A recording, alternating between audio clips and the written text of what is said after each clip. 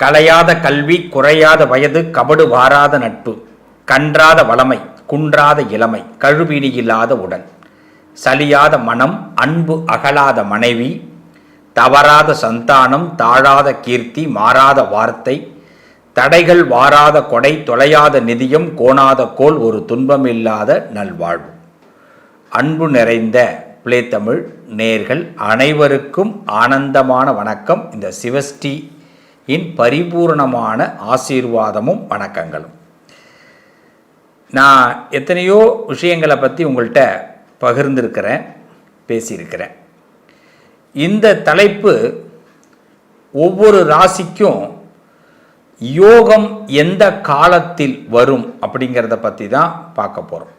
நம்ம ஏதோ ஒன்றுக்காக காத்திருக்கிற நம்ம அனைவருக்கும் ஒரு சிறு வழியை இறைவன் கொடுக்க மாட்டானா? இப்படி தான் நம்ம எல்லாருமே காத்திருக்கிறோம். எல்லாருடைய மனசுலேயும் அந்த எண்ணம் இருக்குது. நான் சொல்லுவாங்க, சார் புள்ளி வைங்க, நான் கோலமே போடுவேன் அப்படின்வாங்க. அந்த புள்ளியை வைக்கணுமே. அந்த புள்ளியை கடவுள் வைக்கிறாரா வைக்கலையா? இதுவே நம்ம பல பேருக்கு பல டவுட்டு வரும்.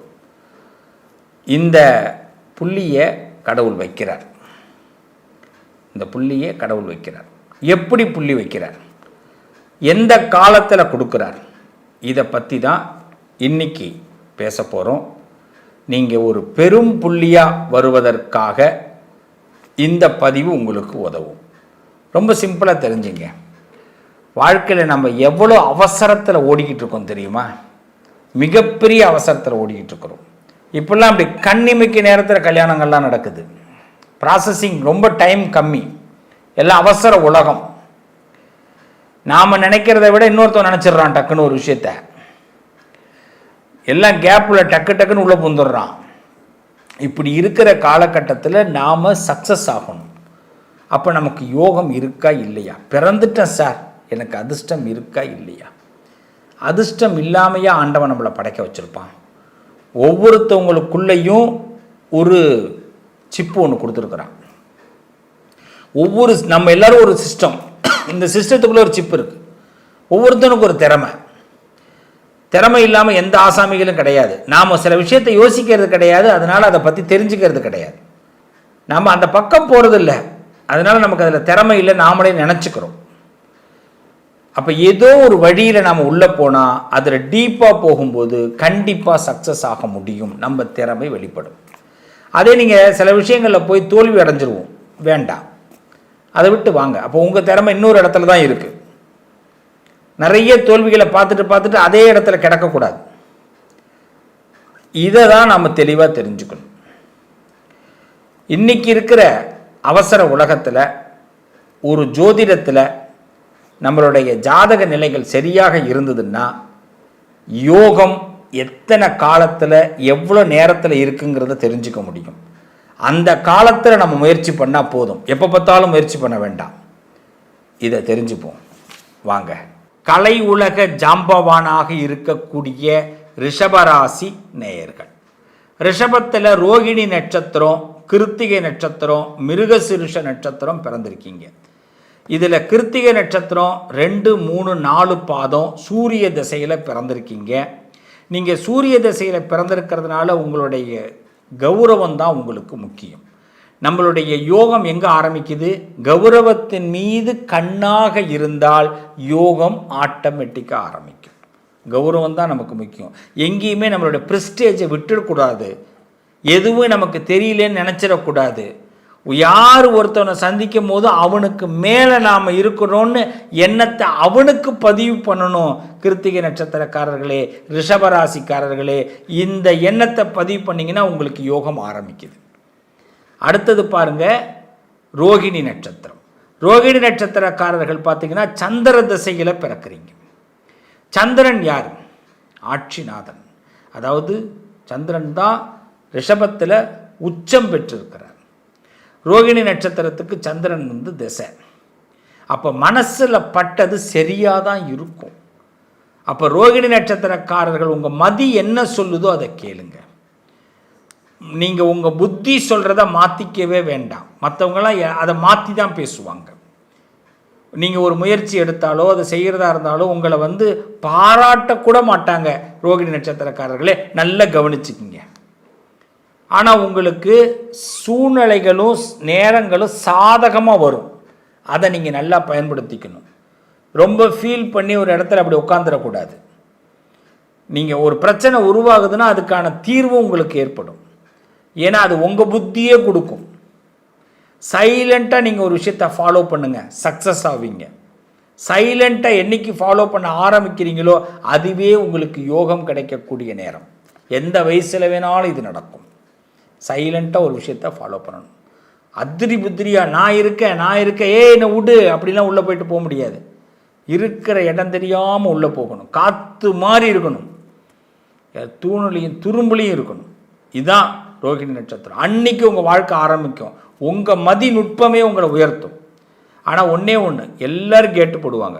எந்த கேட்டுக்கும் நீங்கள் பயப்படக்கூடாது. உங்கள் கேட்டு என்றைக்கும் மூடப்படாது. யார் போட்டாலும் அது திறக்கப்படும். இதுதான் ரோகிணி.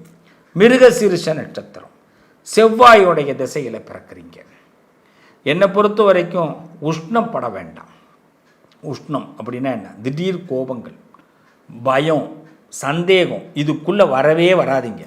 மிருகசீரிஷத்துக்கு இது 3 இருக்கவே கூடாது. ஆனால் இது 3 அட்டாச் பண்ணும். பயம் வரும், சந்தேகம் வரும், உஷ்ணம் வரும். இதை கடந்து வரணும். வந்துருச்சு சார், அதை கடக்கணுமே. அதை கடக்கணுன்னா முருக பெருமானை வழிபாடு பண்ணணும். மிருகசீரிஷ நட்சத்திரக்காரர்கள் முருகனை வழிபாடு பண்ணணும். தன்னுடைய பெற்றோர்களை முன்மாதிரியாக கொண்டு போகணும். மிருகசீரிஷ நட்சத்திரக்காரர்கள் தன் உறவுகளுக்கும் பெற்றோர்களுக்கும் முக்கியத்துவம் கொடுக்கணும். அவன் நல்லது செய்கிறான், நல்லது செய்யலை, அவனை வச்சு நம்ம வெளியில் வரணும். எப்படி? பெற்றோர்களுக்கும் உறவுகளுக்கும் முக்கியத்துவம் கொடுத்து அவன் நல்லது செய்கிறானோ நல்லது செய்யலை அவனை வச்சு வெளியில் வரணும். அப்படி ஒரு சான்ஸ் ஆண்டவன் நமக்கு கொடுப்பான். நட்பு மூலமாக நல்ல முன்னேற்றத்தை கொடுப்பான். மிருகசீரிஷ நட்சத்திரத்துக்கு நட்பு, ஒரு நல்ல நட்பு. அதே நிறைய கெட்ட நட்பு வரும். இந்த நல்ல நட்பு கெட்ட நட்பை கண்டுபிடிக்கிறது பெரிய கஷ்டம். திடீர்னு நல்ல நட்பை ஏற்படுத்துவான் பாருங்கள். நல்ல நட்புனா என்னென்னா, நம்ம பேசுகிறத ஒருத்தவன் கேட்பான் பாருங்கள், அது நல்ல நட்பு. நம்ம பேசும்போதே அவன் மறுத்து பேசுவான் பாருங்கள், அவன் உங்களுக்கு செட்டே ஆக மாட்டான். விட்டுட்டு வெளியில் வந்துடுங்க. இதில் ரொம்ப தெளிவாக இருங்க. மிருகசீரிஷ நட்சத்திரம் யாராவது ஒருத்தவங்க பேசும்போது உங்களை மறுத்து பேசுனாங்கன்னா இது செட் ஆகாதுப்பான்னு முடிவு பண்ணிவிடுங்க. ஒரு தடவை விட்டு பாருங்கள், 2 தடவை எக்ஸ்கியூஸ், 3ஆவது தடவை அதெல்லாம் செட் ஆகாது. நீங்களே முடிவுக்கு வந்துடணும். அது தேவையில்லாமல் போட்டுக்கிட்டு அதுக்குள்ளேயே நம்ம உழண்டுக்கிட்டு இருக்கக்கூடாது. மிருகசீரிஷ நட்சத்திரத்தை தேடி எல்லாரும் வரணுமே தவிர மிருகசீரிஷ நட்சத்திரம் யாரையும் தேடி போய்கிட்டே இருக்கக்கூடாது. ஆனால் மிருகசீரிஷ நட்சத்திரக்காரர்கள் தான் முதல்ல வலை விரிக்கணும். அந்த வலையில் சிக்கும், பெரிய முதலையே சிக்கும். அது நல்ல முதலையா கெட்ட முதலையா அவ்வளோதான். நல்ல முதலையாக இருந்தால் வச்சுக்கணும், கெட்ட முதலையாக இருந்தால் விட்டுணும்.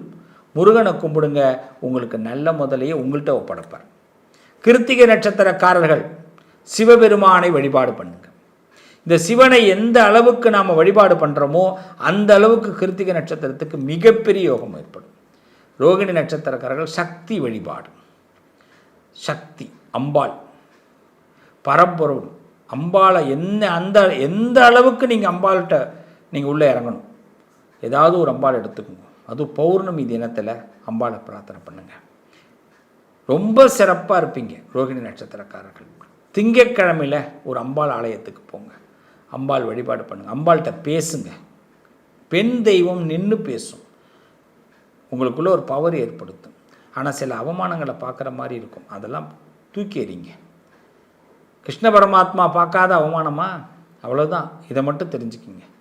ஆக ரோகிணி, கிருத்திகை, மிருகசீரிஷ நட்சத்திரத்தில் பிறந்த ரிஷபராசிக்காரர்களுக்கு அவங்களுடைய வாழ்க்கையில் முதல் பகுதி இல்லாமல் கடைசி பகுதி இல்லாமல் நடு மையப்பகுதியில் தான் யோகம் ஆரம்பிக்குது.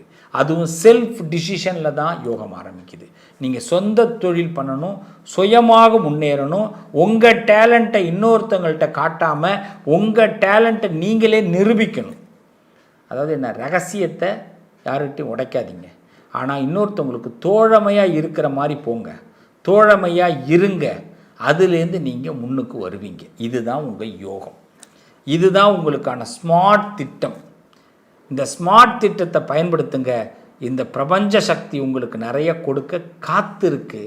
ரிஷபராசி நேயர்களே, நிச்சயம் உங்கள் மனசுக்கு இந்த எத்தனை பாடத்தை இந்த பிரபஞ்சம் கற்றுக் கொடுத்தாலும் அதில் நீங்கள் சில விஷயங்கள் இல்லை, பல விஷயங்களை நல்லா புரிஞ்சுப்பீங்க.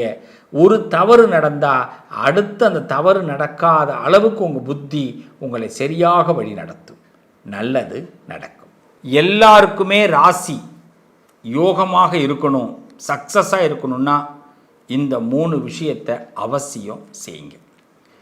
முதல் விஷயம், நம்ம யோகம் பெறணும் அப்படின்னா ஒரு விஷயத்தை கண்டினியூட்டியாக செய்யுங்க. நீங்கள் யார் அப்படிங்கிறத ஒருத்தவங்க மனசில் இடம் பிடிக்கணும். நீங்கள் யாருன்னு ஒருத்தவங்க மனசில் இடம் பிடிக்கணும். இது முதல் செய்தி. ரெண்டாவது செய்தி, ஒரு விஷயத்தை தொடர்ந்து செய்கிறது, கண்டினியூட்டி. எது செய்தாலும் நீங்கள் அதை தொடர்ந்து செய்யும் பொழுது வெற்றி அடையும். மூணாவது, தெய்வத்தை தொடர்ந்து வழிபாடு பண்ணுவது. தெய்வம் உங்களை என்றைக்கும் தோக்க விட மாட்டார். நீங்கள் நம்புகிற தெய்வம் உங்களை கொஞ்சம் சோதிக்கலாம். எப்பயுமே ஒன்று தெரிஞ்சுக்கிங்க, நாம் நம்புகிற விஷயம், நினைக்கிற விஷயம் நடக்க தாங்க போகுது. நம்மளுடைய கர்மா, நம்மளுடைய விதி பயன் கொஞ்சம் ஆட்டி வைக்கும். ஆனால் நம்புகிற தெய்வம் ஒரு நூலை அப்படி தூக்கி எரிஞ்சு, வாடா மேலே ஏறுடா, நான் உனக்கு இருக்கேன்டா, ஆட்டி வைக்கிறதும் ஆண்டவன் தான், அதுலேருந்து நம்மளை காப்பாற்றுறதும் ஆண்டவன் தான். ஆட்டி வைக்கிறானேன்னு வருத்தப்பட்டு ஃபீல் பண்ணி வருத்தப்பட்டு அங்கேயே நின்றுடாதீங்க, மீண்டும் முயற்சி பண்ணுங்க. அந்த முயற்சி பண்ண ஆரம்பிக்கும் போது ஆண்டவனுக்கே ஆசை தாங்க முடியாமல் ஒரு கயரை கொடுத்து தூக்குவான். அப்போ நீங்கள் எந்த ராசியில் பிறந்தாலும் சரிங்க, உங்கள் நட்சத்திரம் பிரகாசப்படுத்துறது தான் நம்மளுடைய வேலை. நட்சத்திரத்தை பிரகாசப்படுத்தணுன்னா உங்கள் நட்சத்திரத்தை அன்னைக்கு, உங்களுடைய நட்சத்திரம், நீங்கள் எந்த நட்சத்திரத்தில் பிறந்தீங்களோ அந்த நட்சத்திரத்தை அன்னைக்கு நான் முன்னாடி சொன்ன கோவிலுக்கு போய் அந்த சுவாமிக்கு நெய் தீபம் ஏற்றுங்க. உங்கள் நட்சத்திரத்தை பிரகாசப்படுத்துங்க. அப்போ கடவுள் கொடுக்குற, உங்களை காப்பாற்றுறதுக்காக கொடுக்குற அந்த கயிறு அது கண்ணுக்கு தெரியும். அதை மேலே பிடிச்சி நம்ம மேலே ஏறலாம். அதுதான் யோகங்க. தத்தளிக்க விடமாட்டாருங்க கடவுள், கஷ்டப்படுத்த விடமாட்டாருங்க. மனுஷந்தாங்க நம்மளை கஷ்டப்படுத்துவான். கண்ணுக்கு தெரியாத கடவுள் உள்ளத்தில் உறைஞ்சிருக்காருங்க. நம்ம மனசை சுத்தமாக வச்சுப்போம், நம்புவோம். அவர் அனுப்புகிற அந்த தூது நமக்கு கிடைக்கும், அவர் அனுப்புகிற அந்த கயிறு நமக்கு கிடைக்கும். பிடிச்சி மேலே ஏறலாங்க. என்றைக்கு நம்ம வீழ்ந்துட மாட்டோம். இது வீழ்வதற்காக எடுத்த ஜென்மம் இல்லைங்க, வாழ்வதற்காக எடுத்த ஜென்மம். எந்த நேரத்துலையும் நீங்கள் கவலைப்படாதீங்க, கஷ்டப்படாதீங்க. நீங்கள் என்றைக்கும் விழ மாட்டீங்க. நல்லதே நடக்கும். பிளே தமிழ் நேயர்களே, நல்லதே நடக்கும்.